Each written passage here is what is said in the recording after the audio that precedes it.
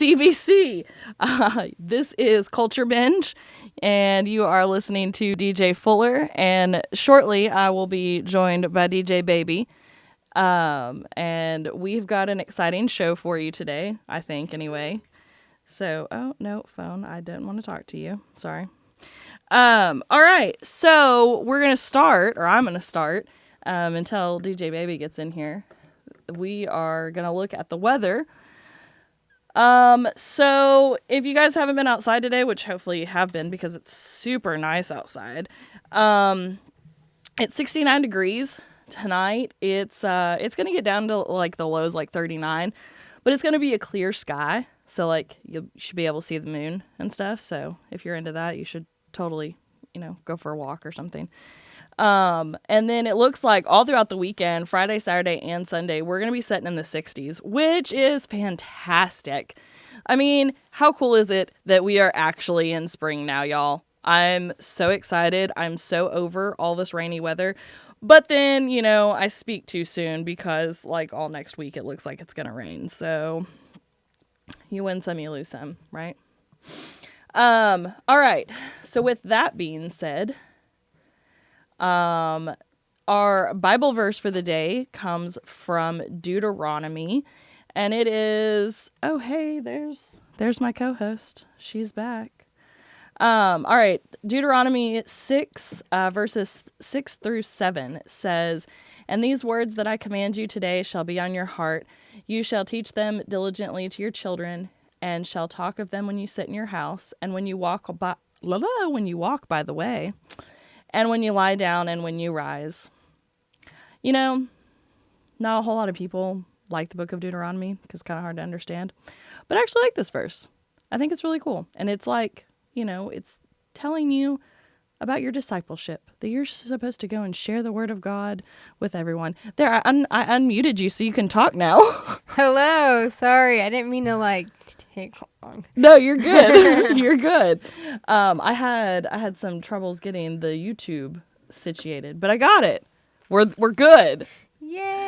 I feel really old whenever we do this kind of stuff because there's so much technology that we have to figure out on here. Oh yeah. I feel really dumb. I can imagine you doing it by yourself, and I'm just like, oh.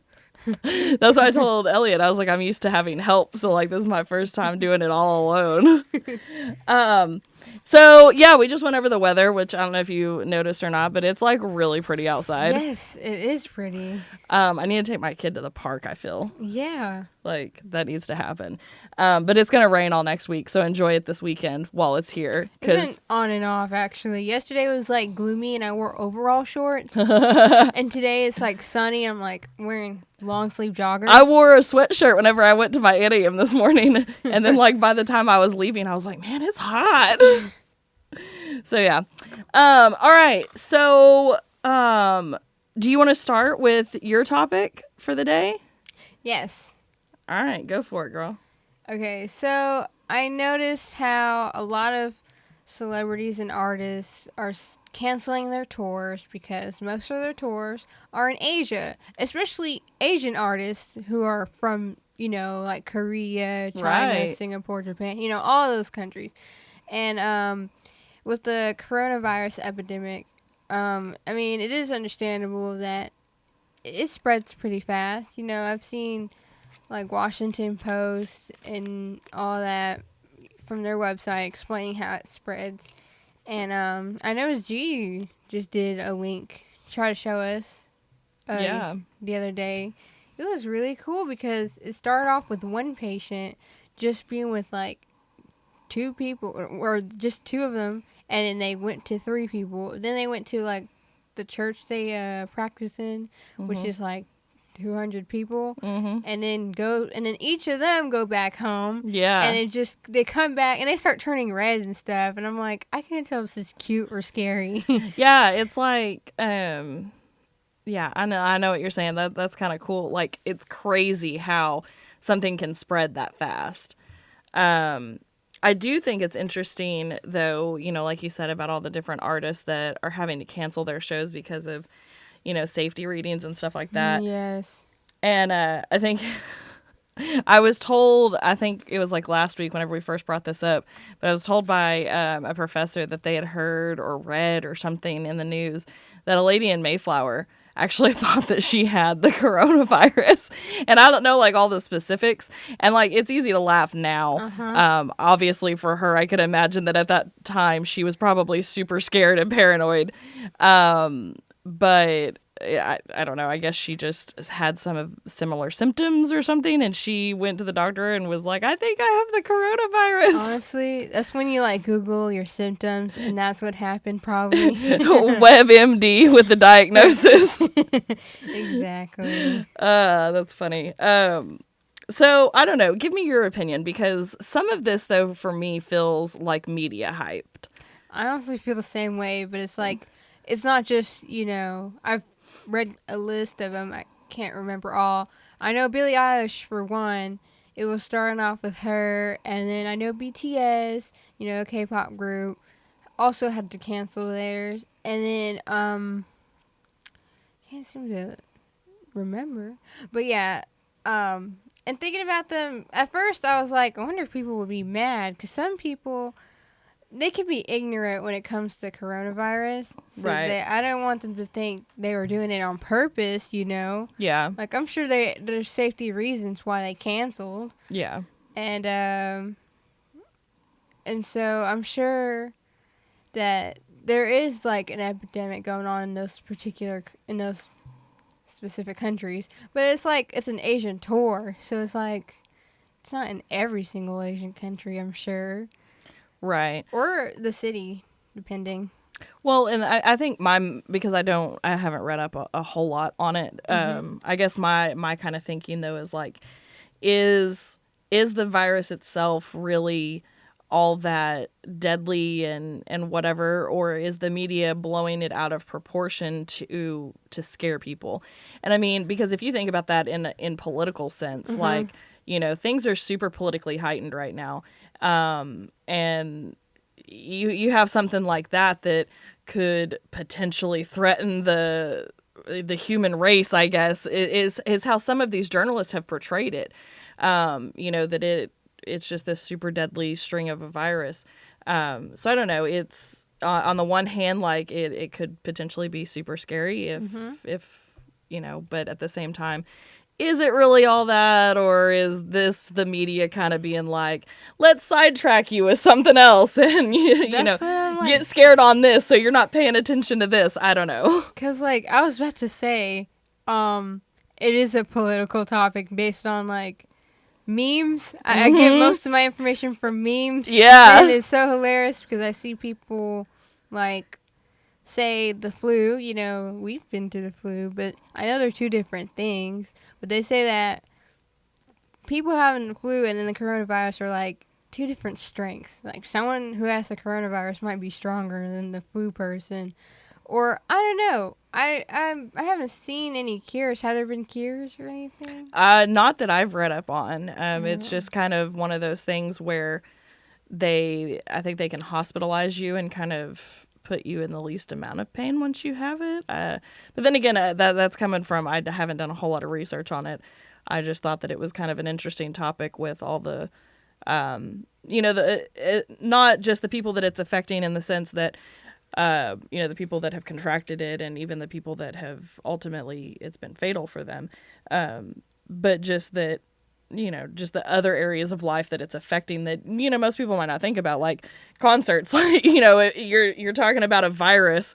Not a whole lot of people think, well, I wonder what the music industry is doing with this.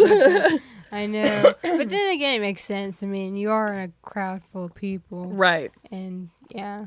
So, but, like, I know at the time when it was first, spoken about on the media, it hasn't made it to America yet. And I know people were still freaking out, but I felt like, oh, we should be fine since it hasn't made it here yet. And then that's when they said it was like in Texas or something. Yeah. And one person got it, and then to 3,000. Yeah. And I'm just like.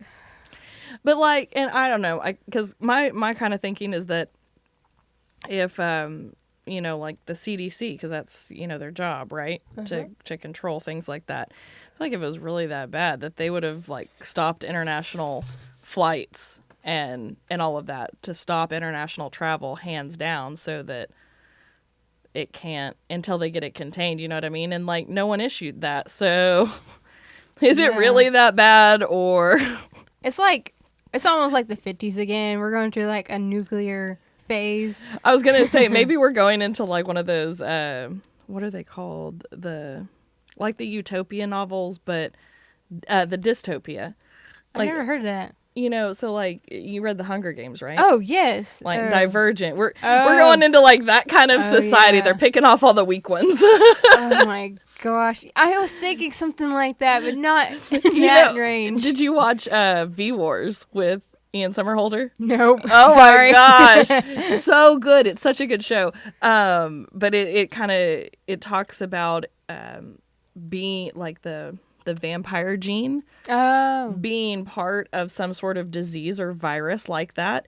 And because of like global warming and all of the people that are doing work on like the ice caps and stuff, that's how it gets released, is because it was frozen. Like the virus itself was frozen in ice for millennia, and now it's being exposed. It's a really good storyline.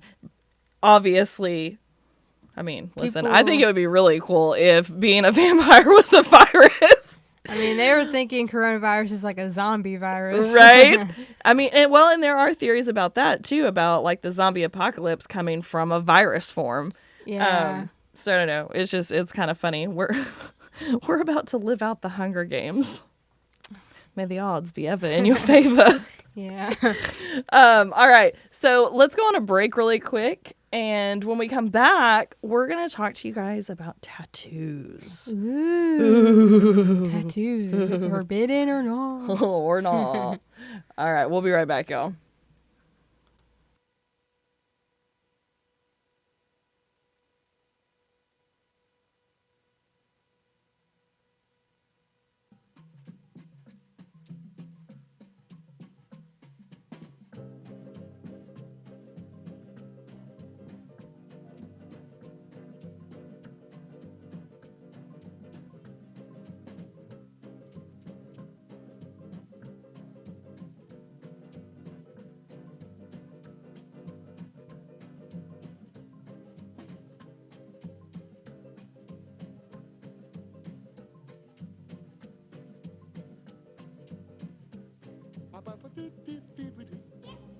Now I'm the king of the swingers, oh, the jungle VIP. I've reached the top and had to stop, and that's what's bothering me. I want to be a man cub, and stroll right into town, and be just like the other men. I'm tired of mugging around. Oh, ooby-doo, I want to be like you. I want to walk like you, talk like you, too. You see it's true, and ape like me can learn to be human too.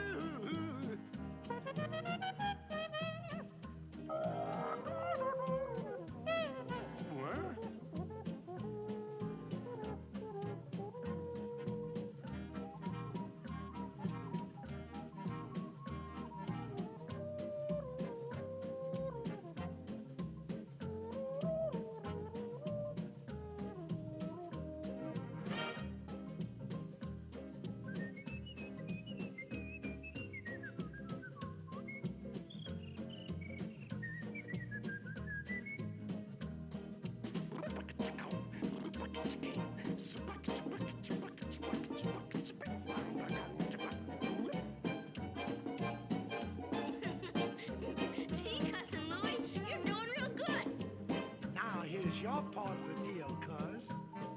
Latest secret on me, a man's red fire. But I don't know how to make fire. Now don't try to kid me, man cub. I made a deal with you. What I desire is man's red fire to make my dream come true. Now give me the secret, man cub. Come on, clue me what to do. Give me the power of man's red flower so I can be like you.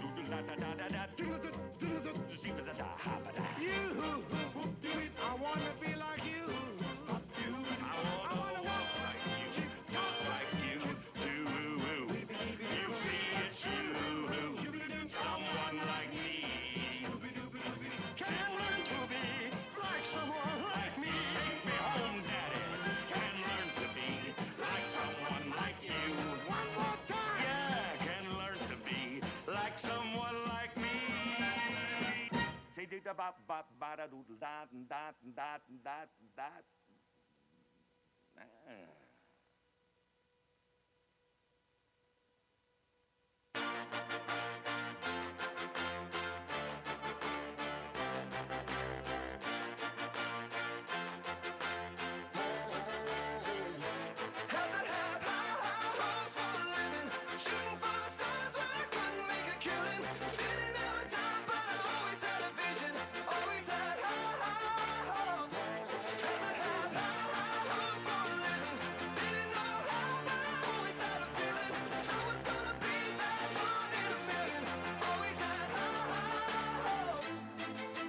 Mama said, fulfill the prophecy, be something great.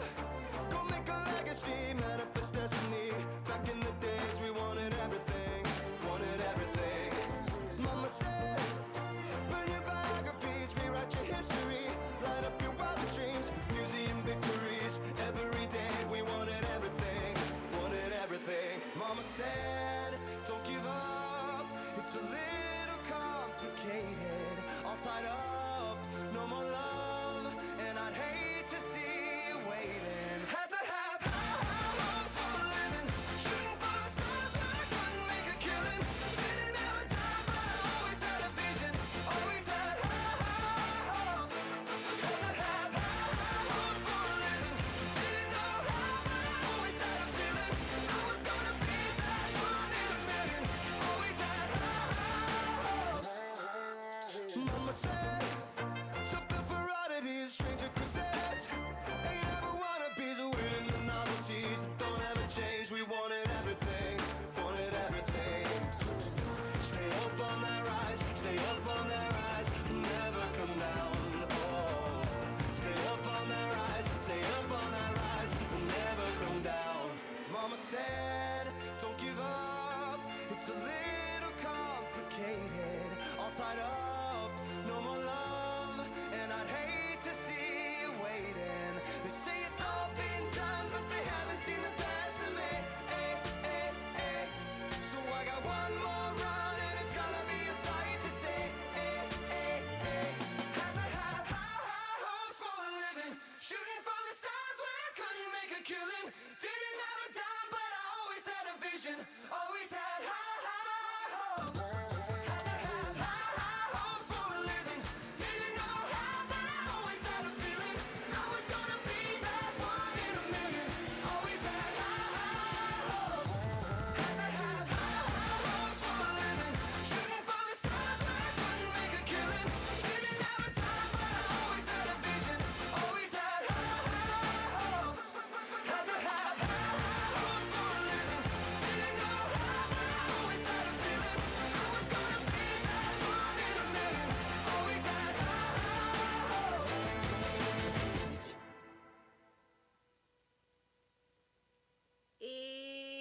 It's super.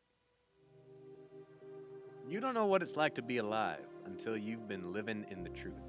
Join me, Moonpie Man, And Mr. Media, on Mondays from 4 to 5 as we walk through the Word together. let's do it, y'all.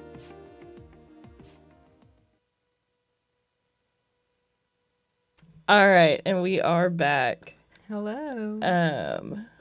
I don't remember what the first song was. I know it was from the Jungle Book, but the second song was High Hopes from Panic at the Disco. Whoop, whoop. Oh, it's this. I was like, what is it that's know, almost like right? screeching? Okay, so I hope you guys enjoyed our little music break there. So now we're going to switch gears a little bit. We're going to talk about tattoos. So, and I have to preface this by telling you the story of how I came to this idea to talk about it on the show. So I was sitting down at my computer and I was just like, what would be like some really cool, like new tattoo news, like what's going on in the tattoo world, right? Mm-hmm. And I came across this article that was written about Ozzy Osbourne, who he just had his album Ordinary Man released. So it released on February 21st, so just a few weeks ago.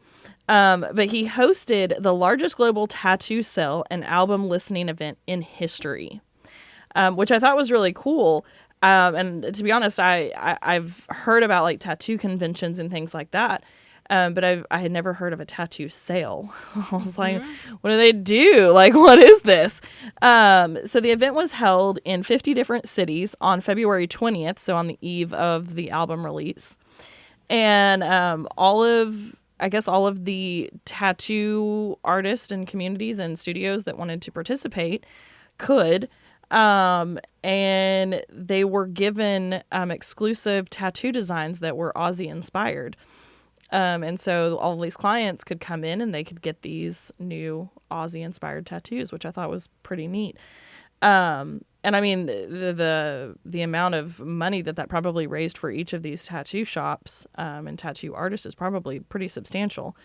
But I'm sure that because it's a sale, I'm sure that they did it for cheaper than what their normal rates would be. So either way, still really cool that was kind of a thing. And then they also were given the album to play in advance, so that everyone could be getting tattooed and listening to this new album, which if you haven't heard it, I haven't listened to all of it, but I've listened to a couple of the songs, and I mean, as far as Ozzy stuff goes, it's pretty good. It's no More Tears, or, which is probably my favorite Ozzy album, but that shows my age right there. But either way, still pretty good listening if you're an Ozzy fan. But then, following the fact that I found that article, then of course, that led me to think, oh, well then, we could cover Ozzy and his health conditions right now because, he is pop culture in that sense. So if you guys haven't heard, or even if you're not a fan of Ozzy Osbourne, so on January 21st of this year, so just a couple months ago, a month before his album release, he made the announcement of his diagnosis with Parkinson's disease. So he was actually diagnosed last February, and he kind of kept it a secret with him and his family. And so he kind of came out about it because he kept having to come up with excuses and reasonings for why he was postponing and canceling some of his shows. And so basically he really just felt like he couldn't hide from it anymore. And he was just like, I just want to lay it out there and let everyone know like what it really is. It's not that I don't want to do it. It's not that, he's like, I don't want to disappoint my fans. It's just the fact that I'm really not in the health to do it.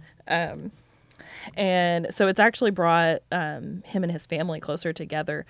A couple of years ago, him and Sharon divorced. And then I think that there's been some stuff between his kids, Kelly and Jack. They, I guess over the last couple of years, haven't really gotten along all that well. But by him coming to them and, this last year that they've kind of spent as a family, has kind of brought them together, which I thought was really, altogether good because, if we're being realistic about, diagnosis of Parkinson's, even though his is mild, and, there are people that do live with it, but, the scary thing is that I think the ultimate reality that they all face is that eventually, just like we're all going to eventually die, but, I feel like, at least for me, if I were to be diagnosed with something that I would have that fear of it could happen any day. Even though I'm okay right now, it could happen any day. Yeah. And so I think that the gathering of family around him is a great sentiment at this point in his life. He does only have type 2 Parkinson's, which I guess is fairly mild. So the way that that Sharon described it was that, he could have like a really good day and then he could have another good day. And then on that third day, he could just have a horrible bad day. Can't move, can't function. And it was, from my understanding of the reading of the article, it was almost like this, he had taken a fall last year, and it was almost like the fall had done so much nerve damage that it kind of triggered the onset of the Parkinson's disease. I could be misunderstanding the article, but that was my interpretation of it. And so, he had to go in for surgery and things like that. And he said that he had never heard of nerve damage, but it's something very different, and it's a weird kind of pain. But that sometimes like he has an arm that'll go numb, and like his feet are numb a lot of the time. So yeah, he just has, and I mean to think about that in context of being put on stage in front of millions of people and to try and walk around and perform while going through all the, that just sounds horrifying. It does. Which then makes me think, I'm like a rabbit chasing a carrot. It makes me think of Michael J. Fox whenever he came up and played with Coldplay, and they did Johnny Be Good. And he actually played his part from the Back to the Future movies, which, is so great because you can tell that he's struggling and it's hard for him. It doesn't come as naturally as it used to. Didn't he have Tourette's? No. He had Parkinson's. Yeah, he has Parkinson's disease. Okay. And he doesn't do a whole lot of on-screen things anymore. He doesn't even go out in public very often anymore. But I think I want to say that he did that as it was like a birthday something for. I think it was the lead singer from Coldplay. It was a birthday present for his daughter, I want to say. And Michael J. Fox had agreed to come and do that. And I thought that was really cool. Anyways, I love him. He's one of my favorite, like, all-time actors. Anyways, so then, of course, because we were talking about, Ozzy and all of those things, that got me thinking about just tattoos in general, which, was my original topic in searching whenever I was looking for things for us to talk about. So I thought we could talk about like good things to know for people that actually want to get tattoos. And of course, we always want to talk about things in kind of a godly perspective and that Christian outlook. And so I guess I'll just start by talking about like my personal experience because I, those of you who can't see me on the YouTube and don't know me, I do have quite a few tattoos and I love them. I feel like they're a part of who I am. And so sometimes in kind of a Christian setting and not by any means do I feel judged or anything like that. But, oftentimes, people wonder, well, the Bible says that you're not supposed to pierce your body and, it's like a holy temple, and then now you're, like, I don't know, graffitiing that. My kind of take on that is just that, God gave me this body to do, not to do with as I please, but it's mine. And I kind of look at it like a canvas, like I think of myself in a very like artistic light. So I feel like I think a canvas is the best way to, express that. I feel like it's me painting. Yeah. And it kind of gets to show, different avenues and things and trials and struggles of my life. For example, I have one on my back that's a lotus flower. And lotus flowers are supposed to grow out of like the mud and the muck. They're these beautiful flowers that come out of dirt and like dark, dingy places is where they flourish the most and they're the most beautiful. They're also supposed to be symbolic of rebirth and growth. And so I got that tattoo at a time in my life where I really felt like that was prevalent for me. I was at this age where I was turning over a new leaf. I was starting a new chapter. I was still young and I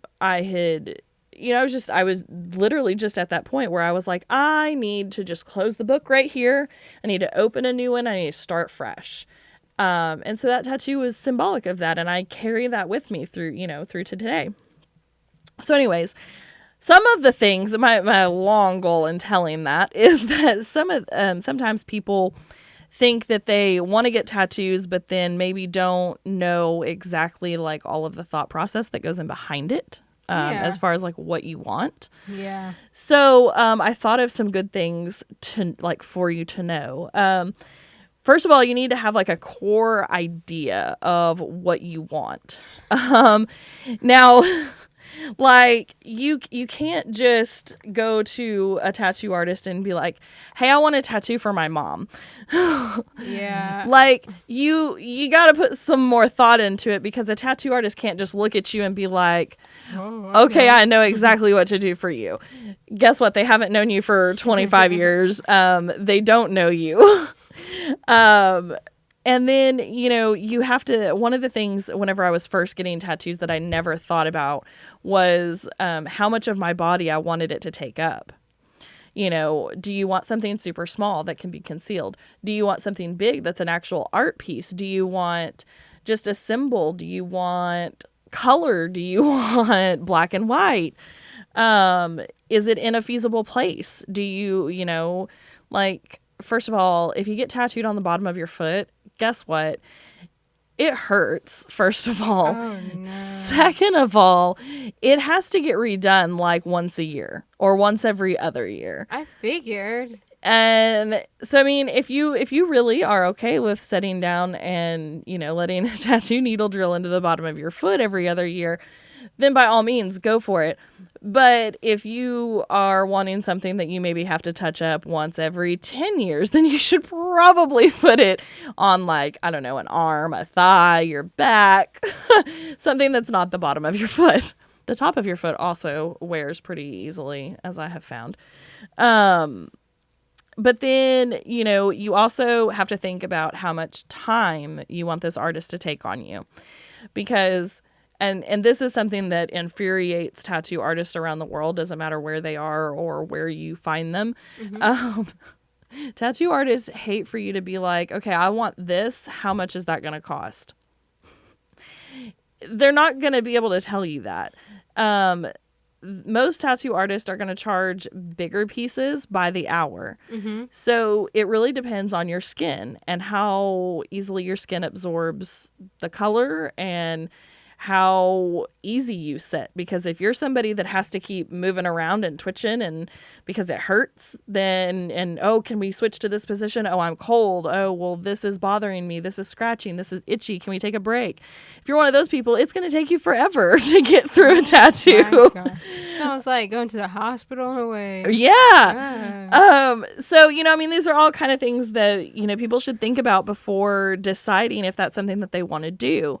The other thing is that different tattoo artists have different kind of styles that they're really good at. And, a lot of people will ask, like my sister's probably the best example of this. She's asked me several times, well, Kristen, where should I go? How do I find a good tattoo artist? And I'm like, girl, first of all, I don't really believe in good tattoo artist and bad tattoo artist, because you can take, so again, I'm just going to keep using my examples. So sorry, guys. If you take, so I have the Deathly Hallows tattooed on my wrist. And if you're not a Harry Potter person, the Deathly Hallows is just a triangle with a line in the middle and a circle, and it's emblematic of the Harry Potter world. So I got that because I'm a Harry Potter fan. Go Harry Potter. What's your house? Slytherin.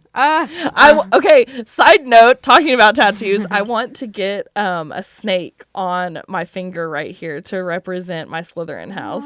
Would you get it like in color? Yes, girl. Okay, so it's gonna be green. I figured. Green and black. Yeah, I want to do it really bad. I'm a Hufflepuff. You gonna be? It's a badger, right? Yes. You gonna get a badger? Honey badger. A honey badger. So anyways, but if you just take a simple symbol like the Deathly Hallows symbol, or and it could be any other kind of symbol, you can take that design to practically any tattoo shop anywhere in the world, and they'll be able to do it for you. Pretty easy. It's straight lines. It's not anything super hard. Something like that is typically, because it's just a simple little piece, is going to cost whatever the tattoo artist has their shop minimum at. And depending on where you are, that's going to range between $60 and $150. The higher end, the 150, you're probably looking at places that are high traffic and they deal with a lot of more, like the bigger pieces. They don't want to do just the simple stuff. So if they're going to take their time to do a 15-minute tattoo on you, then they're going to make you make it worth their time. Whereas, if you have something that might take a couple of different sessions to do, probably a bigger piece, something on your back, a half sleeve, those are going to take several hours. And most of the time, most tattoo artists are going to charge you between $100 and $200 an hour. That sounds like $1,000 right there. Yeah. Yeah. I mean, and that's the bottom line, is that people don't really realize how expensive it is. And it's so funny to think of it, because I remember way back when, before I ever had a tattoo, before I had ever left home, and I worked at this little, you remember like movie stores, like actual VHS and DVD movie stores where you go and rent movies. I used to work at one of those, and we had a UPS driver that every morning he would come and drop off our mail, and he would always talk to me, and he was covered in them. He had 2 full sleeves. And, I'd always ask him, like, okay, what does this one mean? Like, why'd you get this one? And I just thought that it was the coolest thing. And I was like, how, does it hurt? How painful is it? And I'll never forget, he told me, it's actually like, once you get it, it sounds really messed up, but it's almost addicting in a way.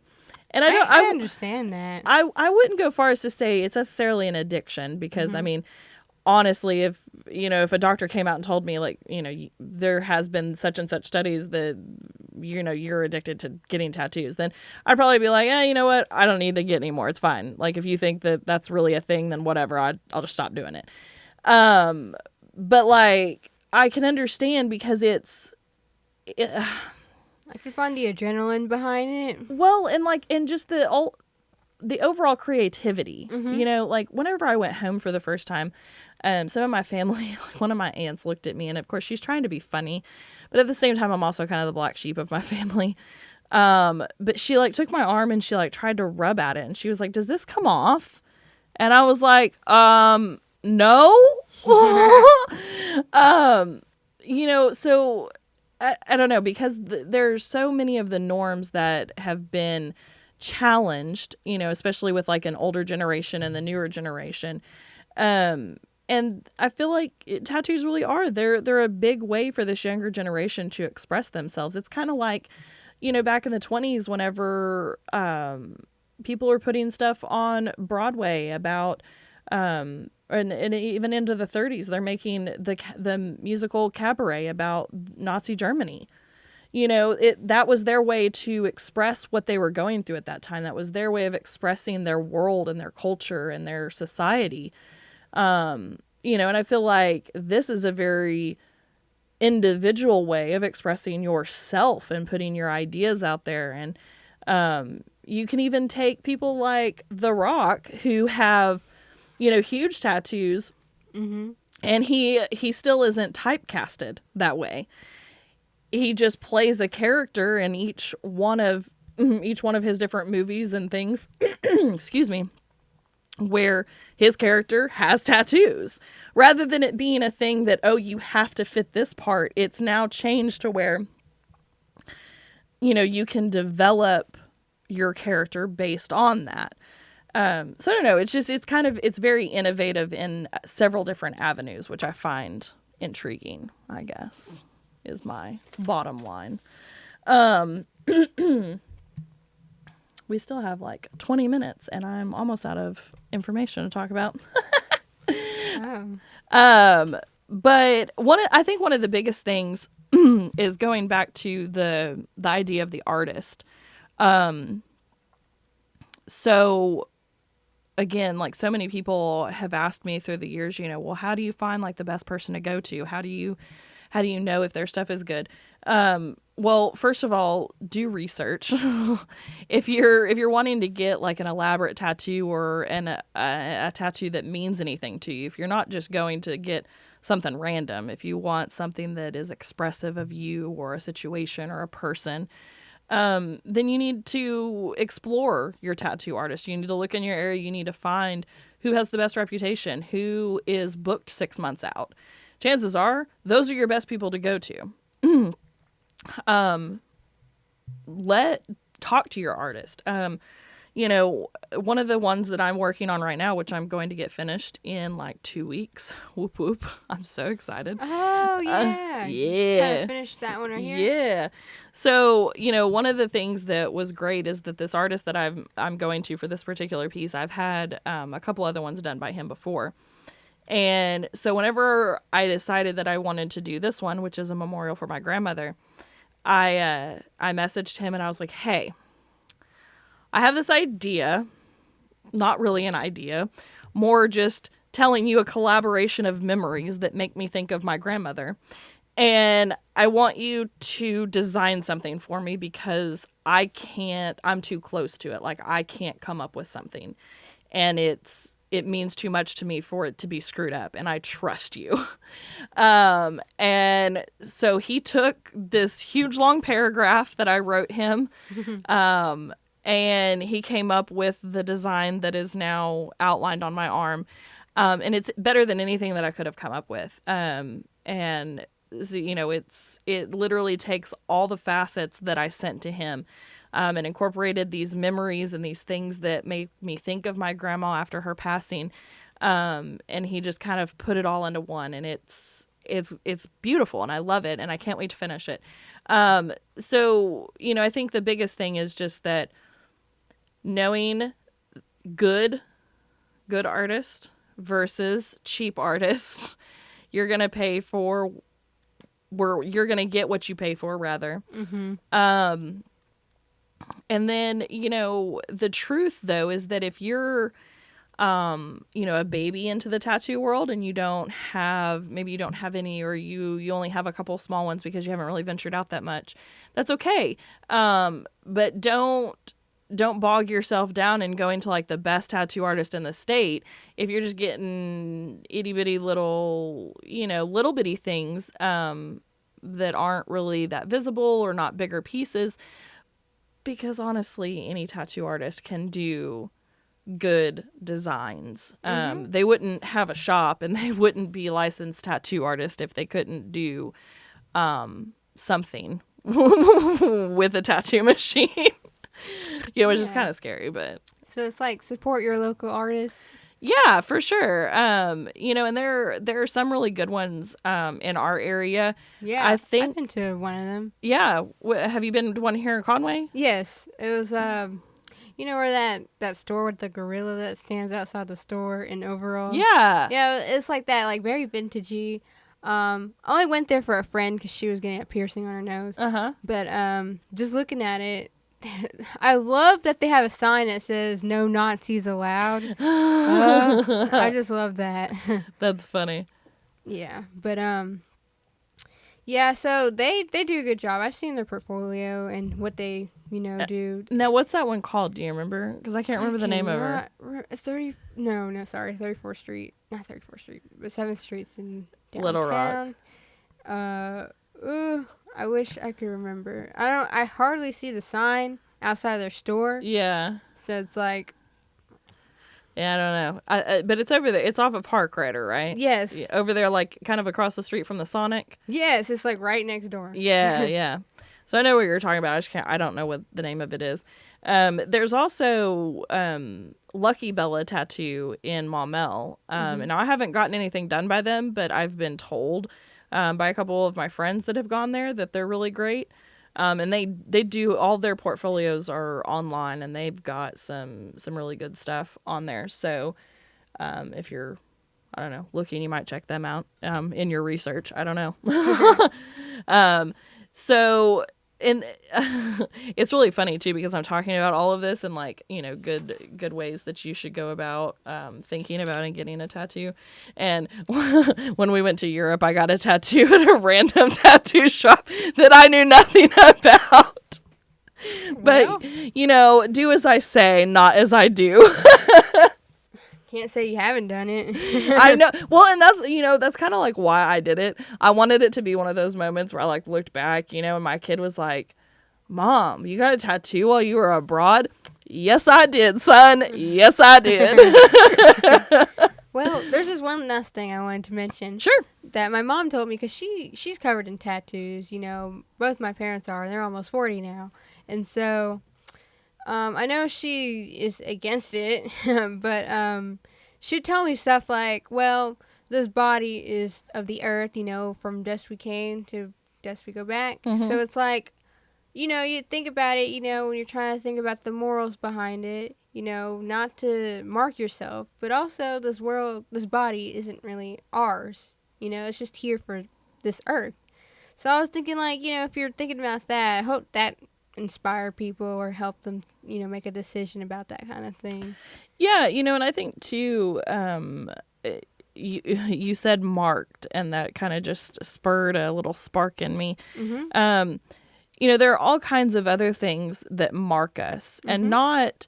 We can talk about scars, like from physical marks. You got in a fight when you were a kid. You're like me. You fell over on a hill in a lawn chair. You get scars, battle wounds, right, from life. But then you also have emotional scars that can happen if you've ever been in a toxic relationship or domestic violence situation, or whatever. Because we all have past, we all have things that we come from.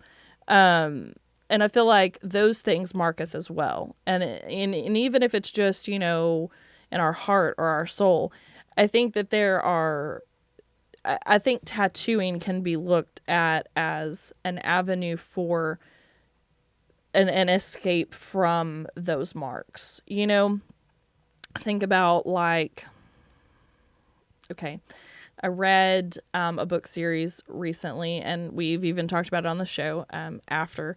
One of the biggest lines that follows this story is a line from Wuthering Heights, and it's, "Whatever our hearts are made of, his and mine are the same." And you think about that, and towards the end of the book series, one of the characters does get a tattoo from one of their favorite books on his back. And it's kind of emblematic of those marks that people can make on your life through emotional ties.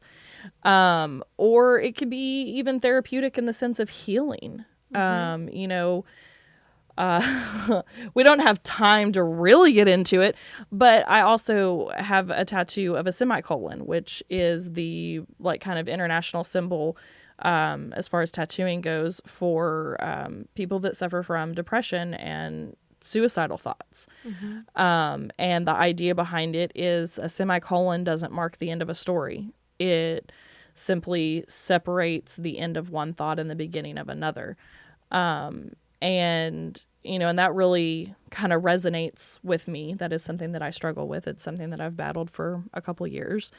And I happened to have a really bad year, and it was one of those things that I thought, you know what, if I could see that every day on my body, that would help me to see that my life, my story isn't over, that I still have things to live for. So, I feel like all of those things can kind of play a part into why people get things that they get. And I feel like tattoos in today's society have such a negative connotation that they don't have to be that way. You can make people see the beauty that you see in getting it, the ideas behind it, or just the beauty that you feel in marking your body, even if you get something that doesn't mean anything to you. Like people that do the tribal tattoos and things like that, which are still really cool. Yeah, I mean, it's like, it's a part of you. Yeah. Like, when you were talking about The Rock, I was like, he's bringing in his culture, and, you probably wouldn't think he's Samoan. You probably think he's just a black man. But when you see those tribal tattoos, it tells him his story without saying it. Yeah. So it's like, and it could be in any other culture too, like Japanese tattoos. Yeah. From African tribes. And then when it comes to, like, South America and their tattoos, I know they all have a story. And so, yeah, that's about it. Well, and they're always conversation starters too. So first of all, because you were talking about how The Rock, his tattoos tell about his culture and about him and his story. I had a girl the other day stop where I was sitting out here in the Cooper complex, and she walked by, and I think she said something about my shoes. I think I was wearing my Harry Potter Vans, which I'm wearing today too. And I think she said something like, I really like your Vans. Those are really cool. And I was like, oh, thank you. And then she kind of like looked at me and like sighed and paused, and she goes, actually, I just really like your whole style. Like, you always just look super cute. Your hair is always adorable. And I love your tattoos, and I just love that I can look at you and you seem like a cool person. And I swear that was like the most flattering compliment I've ever gotten. I was like, aw, well, thank you. So, that you made me think of that. And then again, like being conversation starters, like people you can just come up to you and be like, hey, like I noticed this really cool tattoo. Like, what is that? And you get to meet the most random people that way sometimes. I can't tell you how many people I've walked up to and been like, okay, I know this is weird, but I'm just checking out your tattoos. Like, they just look really awesome. Where'd you get that done? And you could sit down and for 5-10 minutes and have a conversation with someone and, feel like you've known them your whole life just because of a tattoo conversation. So yeah, it does bring you like a community together. Yeah, for sure. Well, that's pretty much all I have. We should talk about what we're going to talk about next week on the show. Well, I know when it came to The Bachelor, it's like it's the final episode next week. And so it's very dramatic, and, they're being chosen, 2 girls, and after watching it, actually watching it for the first time ever on my own, it is very intriguing, especially when they have, like, 2 different girls with 2 different aspects. Yeah. And so it's like, well, it does make me want to choose, like, hope he gets this girl than the other girl. So yeah, I've never watched it. I know that for some reason this season, it's getting a lot of social media attention. But yeah, I don't know. I've never taken the time to actually watch an episode myself. Maybe I should. I do like some of those different types of shows, I guess. yeah, me too. Like you said, because from my understanding, the 2 girls are just complete opposites of one another. Yeah. So it's kind of interesting to think about, like, how does one guy like 2 totally separate personalities? It kind of is frustrating because it's not my kind of thing, but just think about how they made it look so dramatic with all the crying and, oh, you should keep her. You don't know who is her and all that. And they're like, we're going to get through this together. And I'm like, don't you got another girl you got to get this through too? Like, it makes no sense. It's like, might as well just choose now. Yeah. But, I'm just trying to, like, broaden my, Yeah. No, I mean, like, I could see, okay, but if you think about, like, role reversal, right? So if this were a bachelorette and, she had all of these bachelors, I mean, I feel like women, and I mean, maybe this is just me, but I feel like women would look at that situation. I mean, how many of them are there to start? Like 20? I heard, like, 30 to 25. Okay. And then 10 of them leave. Okay. Like So, yeah, you got like 20, 25 guys. I feel like within the first hour, maybe 2 hours, maybe give it 2 hours, and a female has got every single one of those dudes pegged. She's going to be able to tell you which ones that she could see a potential with. She's going to be like, all right, give me this one, give me this one, this one, this one, this one. We'll all go out on a date or 2. We'll figure it out, and then I'll be able to tell you who I want to possibly try a relationship with. Like, I don't feel like it would be like this big of a process if it were the other way around. Yeah. I mean, it depends on what they've gone through, too. Like, it probably wouldn't be that easy, but, I think you and I can both agree that it will be easy to pinpoint the right kind of guy. Yeah. So it's like, oh, I've seen this before. Next, So So it's like almost cringeworthy to think about it from a girl's perspective, because then if she can't figure out, or like if she thinks that all of the wrong guys are the right guys, I know. we'd be like, stop being stupid. Oh, which gave me like an idea. I know we have like 4 minutes, but it won't take long. I watched the reunion, and oh my gosh, it got really, serious on one part where some of the past contestants that came back up were talking about how fans, there's going to be a fan base, obviously, fan this girl, fan that girl.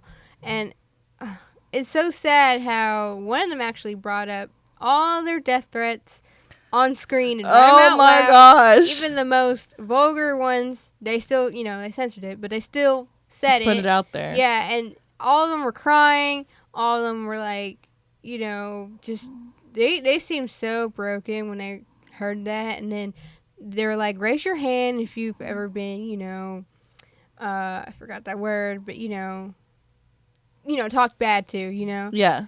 And so all of them raised their hand. Every single one of them raised their hand. And then they were talking about, they could just go on with their experience. One of them was raised by white parents, but I think she's adopted. So, because she did look a little, different. And I know one of them had their natural curly hair, because most of them straighten their hair and all that. And, they're being told, oh, you gotta look a certain way, act a certain way, oh, hope you die, stuff like that. And they just feel like, because they're already on the show and stuff, they have young viewers. It's surprising how many young viewers watch certain stuff. I mean, I can remember seeing The Bachelor when I was a kid, but never really liked it though.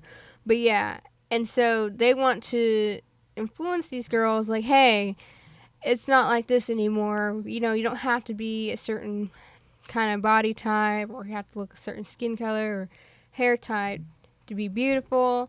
And also, just because you weren't chosen or whatever, it's reality TV. Most of it's not real, Right. So it's like, when you're on camera, don't you want to act a certain way too? You're put on the spot in front of everybody, Right. So you want to have that persona, but there are people who are out there just heartless, Yeah.